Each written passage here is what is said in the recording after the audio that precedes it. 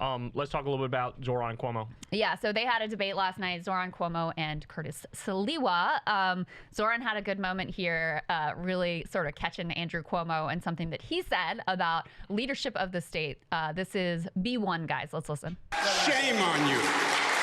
No, it is always a pleasure to hear Andrew Cuomo create his own facts at every debate stage. Yeah. We just had a former governor say in his own words that the city has been getting screwed by the state. Who was leading the state? It was you. Governor Hochul. You were leading the state for Governor 10 years, Hochul. screwing the city. No. You cut You homelessness as a legislator. funding. You cut funding for the MTA. You as a legislator. You did all of these things, my That's friend. the past 4 years. It's the past 4 years.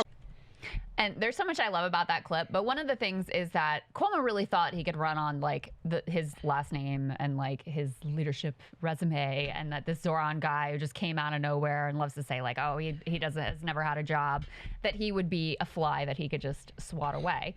And instead, you know, here's Zohran, commanding lead, gonna be the next mayor of New York, and flipping on its head this idea that Cuomo's quote unquote leadership is something that should be celebrating. He's saying, no, you're part of what screwed over the city. Like, you and your experience actually are the problem, and clearly like the crowd in New York City eating that up. I wonder if Cuomo is going to go full MAGA when he loses. I know, I was wondering that too. Because it's like, where do you go after this? Because we saw what happened with Chris Cuomo. Have you been following that? He works for News Nation, and then he got in bed with the PBD guys, and he saw that the audience was like, you know, loves right-wing. it to be right-wing. Yeah. And so he slowly but surely went further and like criticizes AOC. Remember when he criticized AOC over the world's fakest video? Yes, some AI slop that was like the most obvious bullshit ever. He also attacked Mehdi Hasan recently for some dumb bullshit that wasn't true. Like, he's just gone. Like, Chris Cuomo is just like total like pick me for the right now. It's just embarrassing. But I think Andrew, what's he gonna do after he gets destroyed by Zohran? What are you going to do? Where are you going to go? What are you going to do? Are you going to do anything in politics? Take a bunch of Israel money. That's what he's going to do. Is he going to go back to Netanyahu's defense team? Netanyahu's defense team. Like, I mean, I think that's part of why he sticks on this. In fact, we can play this anti-Semitism clip next, guys, to cue this up as B3B. That's why he sticks on this issue, even though, like, I think he's intelligent enough. We got some audio that revealed he was intelligent enough to realize, oh, hitting Zohran on his position on Israel actually backfired. Like, it turns out that people don't agree with me on support for the genocide, you know, even in a very Jewish city of New York. And yet he keeps with it. And I think it's because he's like, well, that's where my probably next paycheck is at if I'm not going to be mayor in New York City. That's a good point. Also, that's establishment bubble versus the country. That's Cuomo in the establishment bubble, where everybody's pro-Israel. Everybody fucking knows Rabbi Shmuley. You know, like that's seriously. Right. That's how they are. Meanwhile, the people are like, ugh. Right. Yeah, exactly. All right. So with that being said, let's go ahead and take a listen to these attacks that he tried to launch against Zohran being supposedly an anti-Semite, B3B. And there is no doubt that there's two sides on what's going on, and the passions are very high. That doesn't justify anti-Semitic behavior in New York. It doesn't justify having a Jewish population that feels unprotected in New York. It doesn't justify leaders who stoke the flames of hatred against Jewish people, which is what Zohran does, in my opinion. I'll give him a chance to answer. This is just total and complete bullshit. And the only thing they can ever point to is like his refusal to condemn. He didn't even say it. His refusal to condemn, globalize the Intifada. And Zohran hit him right back and was like, people are disgusted with you using this as a weapon and a political cudgel. And clearly Zohran is correct, judging by the polls, judging by his support in the Democratic primary. And there was a moment, I don't know if you saw this clip, Cuomo went on Morning Joe and they asked him, like, a non-Gerardardist, sorry, I butchered that. Anyway, just say Anon. Just go with the first name. He asked Cuomo, like, okay, well, you clearly misanalyzed the city. What did you get wrong? And one of the things Cuomo said was like, didn't understand that people would care so much about positions on Israel in a New York City mayoral primary. It's like, dude, you are the one who made this an issue. You, like, Zohran was not out there talking. He was out talking about affordability.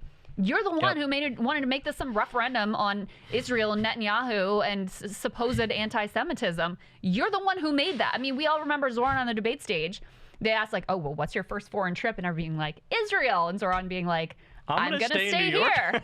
And this was supposedly a controversial answer, you know? Yeah, totally. I'm thinking of the parade clip and laughing. Oh, it's so good. That's from the first debate, but they were talking about debating parades, and Zohran's like, I haven't really thought much about parades. Yeah. And Curtis Lee was like, every parade has a right to exist in New York City. And Cuomo, what does Cuomo say? He says some ridiculous Cuomo shit. said that because the question was, will you commit to attending every parade? And clearly the moderators was, are you going to go to the Israel parade? Right. The moderators wanted to get that with Zohran, but they felt like we can't quite just ask him, like, are you going to go to the Israel parade? Because it's a little too much, right? So they hoped his opponents would pick up on it. But Zohran's like, there's a lot of parades that I won't be attending because I have other work to do. Right. Cuomo says basically like, yes, I'll go to every parade. And then he thinks, and he's like, as long as they don't discriminate or anything. And then Slee was like, every parade has a right to exist in New York. And then they asked, okay, well, are there any parades that don't exist, that should exist? And that's when Zohran was like, I don't think about parades. Shut the fuck up. It's like they're trying so hard to get him that they're humiliating themselves. Like it's so try hard to attempt to take him down. It was a parody. It's just not working. None of this is working. It was literally indistinguishable from parody. Absolutely. Like you could not make up a funnier sketch if you tried. Totally. A couple things. When Cuomo says Zohran stokes the flames of hatred, it's like, you know that's not true. You know that's not. He's fucking gone to temples with rabbis. Like, what are you talking about? Yeah. This is just total fucking smear merchant bullshit because Absolutely. he's anti-genocide. And that brings me to the other point. I like when he said, I know there are two sides and passions are very high. Oh, are there two sides of genocide, Andrew Cuomo? There's two sides to that? And you happen to be on the pro-genocide position of it? It's just so... Like, I don't know, he feels so dated as a politician. Yes. He's so dated. He's just ancient. You know what I'm saying? He's got that establishment groupthink. And the bottom line is, I think Zohran is just smarter and smoother. He's both of those things. He's smarter and he's smoother. And, like, what else do you got? You got nothing. Right. You can't out-charisma him. You can't out-intelligence him, you know? Well, and that's what a bunch of these people, like Democratic establishment types, they swim in these bubbles where you're right, everybody's pro-Israel. They came of age and their like political formation was during a time when you could never be too pro-Israel, where all the risk was on the other side. And they don't get that now for not for lefties like us, but for normal libs. Right. It's no longer enough to do it. It's complicated. Right. Passions are high. We can see all of it. There's a lot of history here. And I support a two-state solution. And Netanyahu's bad, but Israel's great. Like, no, they want to know very simply, where do you stand on genocide? Is Netanyahu a war criminal? What do you think about AIPAC? Like, they want to know the answer to very direct questions.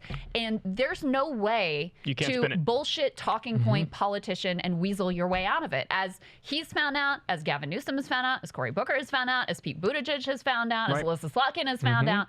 Like, they all think that they are so supremely gifted and talented and have the talking points so massaged that they can get away with being both sides on the issue of genocide.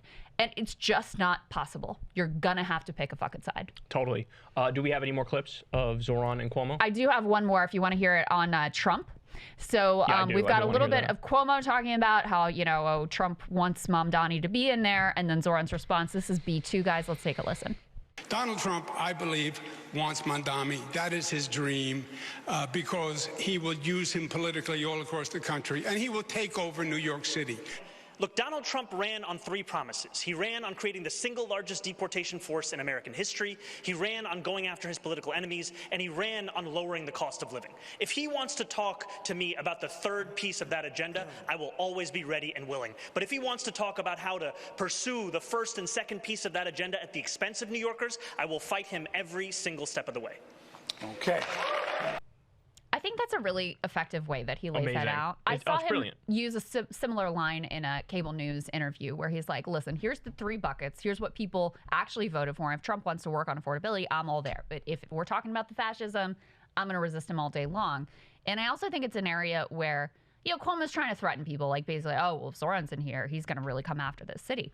He'll do it no matter what. That's number 1. And number 2, this is again where Democrats are in a very different place. They're like, good, fucking bring it on. We're going to fight him. Like, we want someone who's in there, who's going to fight him, who's not going to capitulate it to him, who's not calling him on the phone, trying to get some goodies or get other people to drop out of the race. No, we will take him on.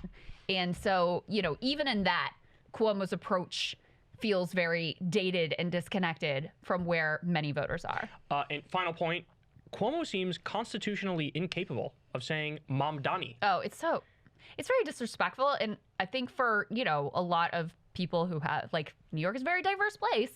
Like, it comes off as a little bit disrespectful, sort of more broadly. I'll go further. Know? It comes off as racist, a racist old white guy. It's like when you hear some old white guy say, like, Chinaman or Oriental. You're like, bro, it's not 1963. Or some leaked chats from inside the Trump administration. It literally, yes. Where they're busting out some 1900s Chinaman slurs. And he used, Italian slurs for black guys that you'd only see in, like, A Bronx Tale, the movie A Bronx Tale. Right. But he keeps saying Mondami, and it triggers the shit out of me. Like, you've been correct on this 5 times. Well, say Mamdani. And Anand also called him out for that. I covered that. Yeah, I covered that. Yeah, called him out. He was like, listen, his name is Mamdani. Like, you should learn that because you have a very diverse city. And so it's important to be able to, what did he say? Like, not have Mayflower tongue or something like that. He put it in an artful way that I appreciated. But it's, you know what? Which is ironic because I butchered his last name. So I'm a hypocrite. Well, you tried. What can I say? You tried, though.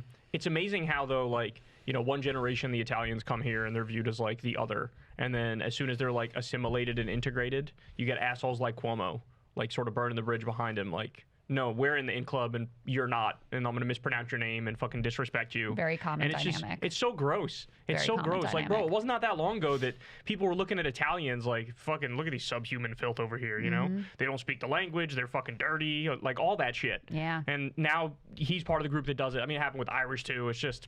Well, you see, I mean, the number of Latinos who voted for Trump.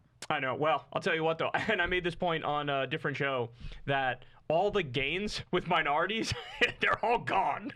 Like, among young people and minorities in particular, they were the first ones to be like, oh, oops, you know? Yeah, I mean, because they're, and on the mass deportation, you know, now with quote-unquote Kavanaugh stops, just out-and-out racial profiling, they don't even have to deny that's what they're doing. Totally, yeah. That's right. Like, if you are brown, it's a papers, please policy, and they will arrest you even if you have your papers and detain you with no access to lawyer and no phone calls and no nothing. They will assault you. Like, it's just, you know, and really no one's immune, but certainly if you happen to have, you know, the wrong color or brown skin, then you're in for it. Totally. And before we bring in Rokana, let me just say, I love the hair. Thanks, babe. The hair is incredible. Thanks. And I'm sure everybody agrees too. I don't know. You have a very nice face shape. Yeah. And that, like, shows it. You know what I'm saying? Yeah. It's like, ooh, look at my nice, perfect face. To be honest with you, when I did it this morning, I was like, oh, Kyle's going to like this hairstyle. I love it. It looks great. It looks amazing.